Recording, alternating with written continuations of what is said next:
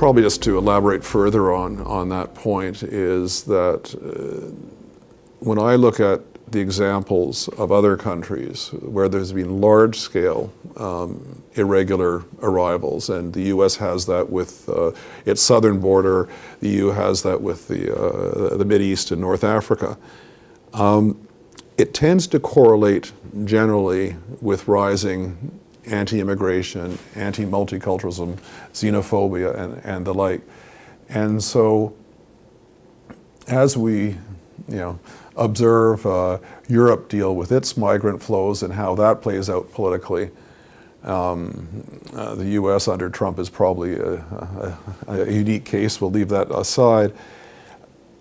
The lessons for policymakers in Canada, I think, are really, what do we need to watch for in terms of how we manage the irregular border crossings in a way that, of course, respects all the laws and regulations and the charter provisions, but in a way that actually diminishes the flows and tries to manage in such a way that it doesn't undermine overall Canadian confidence in immigration. And the current government is certainly grappling with that in terms of its messaging shifted quite a bit in terms of sort of a hard line would be too strong a term, but sort of a stronger message in terms there's a process here. It's not automatic. You can't just assume that you'll get in and you'll be able to stay here. But the government hasn't taken the next step, which is really to sort of say, okay, well, we're going to have these large flows.